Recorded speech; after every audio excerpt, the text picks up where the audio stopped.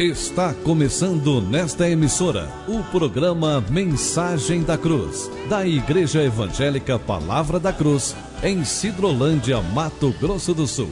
Apresentação, Pastor Cláudio Morandi. Querido, que satisfação mais uma vez estarmos aqui juntos para refletirmos na verdade da Palavra de Deus. Hoje eu quero trazer um tema bastante interessante: a fé não aceita impossibilidade. Nós vamos abrir as nossas Bíblias em nome do Senhor Jesus Cristo, em Mateus capítulo 17, o versículo 20, somente a parte B desse versículo, que diz assim, Mateus 17, 20.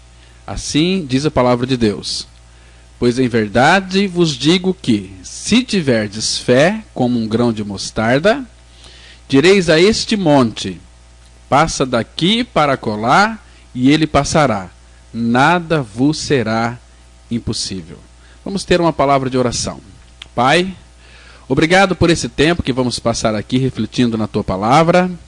Nos dê, Pai, a revelação dessa verdade sobre este assunto tão importante. A fé não aceita impossibilidade, porque a nossa fé está posta em Ti, na pessoa do Filho, porque Ele mesmo é o autor e consumador da nossa fé. Por isso, nessa oportunidade, fala conosco em nome de Jesus. É em nome dele que nós oramos. Amém. Amados, fé. O que é fé? Primeiro, nós temos que saber o que é fé. Segundo a definição de Hebreus 11:1, fé é o firme fundamento das coisas que se esperam e a convicção de fatos que não se veem. Então, fé é você crer na verdade da palavra. A fé vem pelo ouvir e ouvir da palavra de Deus. Então vamos caminhar um pouquinho aqui, lembrando, daquele nosso Caleb lá do Antigo Testamento. Quem foi Caleb? Caleb, ele foi um dos espias que Moisés, por mandamento de Deus, enviou a Canaã para descobrir ali as riquezas da terra e as possibilidades de conquistá-la. Interessante, meus amigos, que quando eles voltaram, eles tinham consigo provas dos frutos da terra, entre outras, um galho com um cacho de uvas tão grande, mas tão grande que tinha que precisar de ser levado por 2 homens, sobre uma vara. E aí todos testificaram ali da riqueza daquela terra que foi espiada. Mas seria possível conquistar aquela terra? Esta era a grande pergunta que eles tinham que responder. Amados, mas se você ler a Bíblia com bastante cuidado, a partir de Números, capítulo 11, 12, 13, você vai descobrir coisas preciosas. Você vai verificar que a maioria dos espias consideraram que era impossível. Agora, a posição da terra, as suas fortificações e as características da sua população eram tais que a missão de conquista era muito difícil, talvez impossível. Então, quando eles pensavam nas dificuldades, parecia que para eles era completamente impossível a conquista de Canaã. Então, eles disseram algo muito interessante. Lá em Números 13, 28, veja o que eles disseram. Números 13, 28. O povo, porém, que habita nessa terra é poderoso, e as cidades muito grandes e fortificadas. Também vimos ali os filhos de Anak.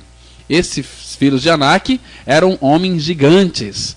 Agora, o que nos chama a atenção é que Caleb, filho de Jefoné, e Josué, eles foram os únicos que realmente creram em Deus pela conquista daquela terra de Canaã. Porque quando o povo deu provas de murmuração contra Moisés, sabe o que Caleb diz? Ele diz assim, lá em Números 13, o versículo 30. Eia, subamos e possuamos a terra, porque certamente prevaleceremos contra ela. Ou seja, Caleb estava dizendo, o Senhor disse que nos daria essa terra, então vamos subir e vamos possuir, porque nós vamos prevalecer. Porque foi o Senhor quem disse. Mas interessante, meus queridos, que os filhos de Israel, eles escutaram mais aos que duvidavam do que aos homens de fé. Eles não tinham a coragem necessária para atacar os anaquins. Lá em Números 13, versículo 31, a Bíblia diz assim: Porém, os homens que com ele tinham subido disseram: não poderemos subir contra aquele povo, porque é mais forte do que nós. Então assim, eles começaram a falar mal daquela terra entre o povo, e diante dos filhos de Israel, infamaram a terra que havia espiado, dizendo: olha, essa terra aqui, pelo meio do qual nós passamos a espiar, é terra que devora os seus moradores. Aí, meus irmãos, a gente percebe que todo o povo, eles continuaram dizendo, e aqueles murmuradores, eles disseram que todo o povo que vimos nela são homens de grande estatura. E também nós vimos ali gigantes, os filhos de Anak, que são descendentes de gigantes, e éramos aos nossos próprios olhos como gafanhotos, e assim também o éramos aos seus olhos. Amados, entendamos uma coisa, que a natureza da incredulidade e da dúvida é de tal maneira desanimadora, que ela não pode ver outra coisa senão a impossibilidade. Mas algo que nos chama muita atenção é que Caleb, ele foi um homem de fé, porque ele creu naquilo que Deus havia dito.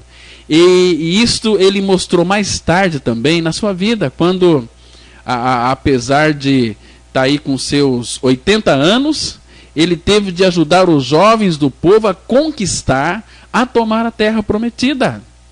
Está escrito que quando as heranças das tribos de Israel foram repartidas, Caleb se apresentou diante de Josué, o juiz do povo, e disse, lá em Josué 14:11, olha, eu estou forte ainda hoje como no dia em que Moisés me enviou. Qual era a minha força naquele dia? Tal ainda agora para o combate, tanto para sair a ele, como para voltar. Então, amados, Caleb e Josué eram dois homens de fé. Eram da geração que viveu no deserto, os únicos que puderam entrar na terra prometida. Aquele outro povo não entrou porque eles murmuraram, reclamaram, Então, amados, aqui nós percebemos que 85 anos tinha Caleb, quando chegou ali, ainda forte na fé e no físico, e sobre a sua força física diz que ainda se sentia tão forte como era naquele dia, quando ele foi enviado por Moisés para espiar a terra. Amados, naturalmente que a sua fé sadia também tinha guardado sadio o seu corpo, pois existe essa conexão. A fé em Deus é uma fonte de saúde, não só para a alma, mas também para o corpo. Por isso que Caleb certamente se sentia mais forte fisicamente à medida que ele confiava nas promessas de Deus reveladas em sua palavra.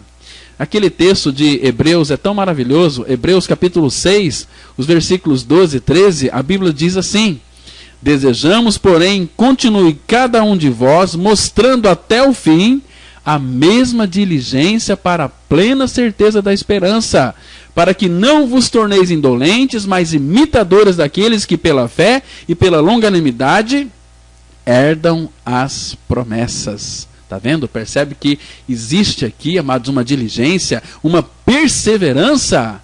Agora, o que eu mais noto no exemplo de Caleb é que a fé ela não se limita ao que vemos com os nossos olhos. Porque a fé ela tem outra base para a sua avaliação, além dessas coisas exteriores que são momentâneas e humanas. Agora, como é comum as pessoas escolherem em primeiro lugar o que tem aparência, não é verdade? Mas a fé ela não faz assim. Ela se dirige ao que é invisível e divino. É por isso que devemos andar por fé e não pelo que vemos. 2 Coríntios capítulo 5:7, a Bíblia diz assim: visto que andamos por fé e não pelo que vemos. Por isso que a fé, ela é humilde. Porque Jesus, que é a fé, ele é humilde. Ele disse assim: eu sou manso e humilde de coração. Agora, sobre os humildes, está escrito que Deus os guia no caminho certo. Deus os dirige, ainda que não entendam, para a escolha certa. Então, amados, assim será sempre a nossa Canaã, a terra da nossa salvação. Mas não deves desejar que seja diferente. Não é a terra que deve ser transformada, mas é tu mesmo, se receberes visão espiritual. Você vai achar que esta terra, aparentemente estéril, ela é cheia de riquezas insondáveis e glória e maravilhas. Porque aquela terra de Canaã é uma figura de Cristo. E Paulo fala que em Cristo, ele é o evangelho das riquezas insondáveis. Ou talvez você queira ficar aí na terra gorda, mundana do Egito, ou na Mesopotâmia, aflitiva dos teus pecados. Qual que você quer ficar? Porque nenhuma terra de Gósen e nenhuma Babilônia, ainda que tenha ricas coletas de grãos, te fará você feliz. Até que a tua situação com Deus seja aclarada, você sempre será um crente infeliz. Irmãos, nós não temos mais nada com este mundo quando cremos no Senhor Jesus Cristo. Sabe por quê? Porque lá naquela cruz, quando Cristo morreu, nós também morremos com ele. E a palavra fala em Gálatas capítulo 6, versículo 14. Mas longe esteja de mim gloriar-me, senão na cruz de nosso Senhor Jesus Cristo, pela qual o mundo está crucificado para mim e eu para o mundo. Então, veja aqui que interessante.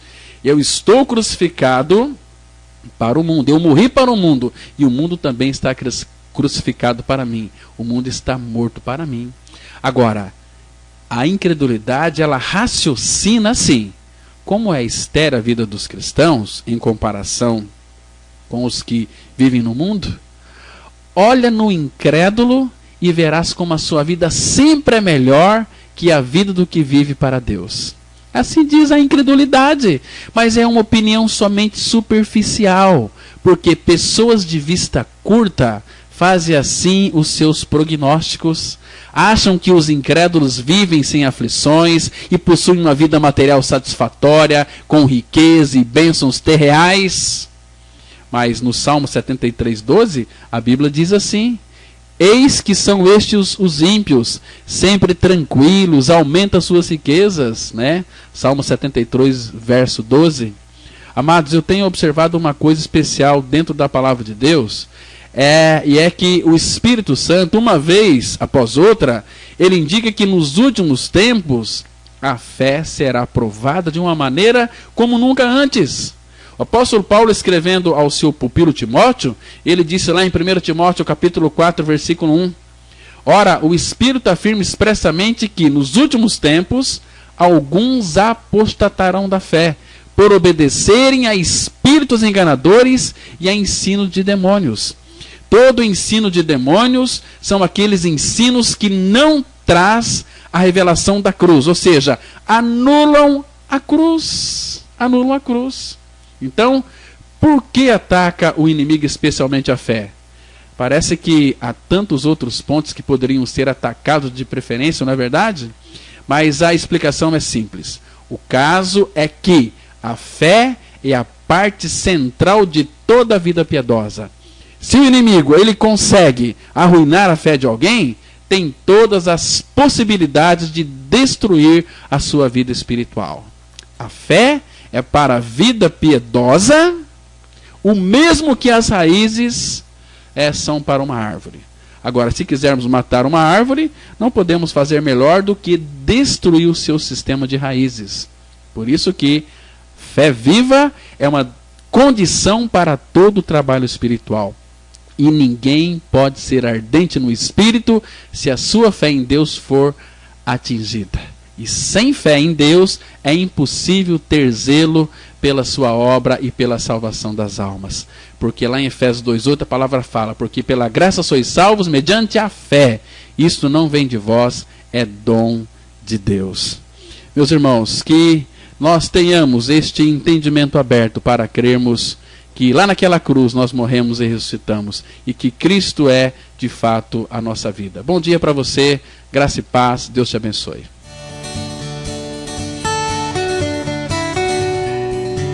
Se você se identificou com esta mensagem e quer saber mais sobre ela, ligue para o telefone 0 operadora 67 3272 4801 ou venha nos fazer uma visita na Rua Acre, número 260, no centro de Sidrolândia, Mato Grosso do Sul. Cultos toda quarta-feira às 19h30. Reunião de oração toda sexta-feira às 19h30. E aos domingos, cultos às 9h e às 19h30. Que o Deus da graça e misericórdia vos abençoe sempre. E até a próxima mensagem. Graça e paz.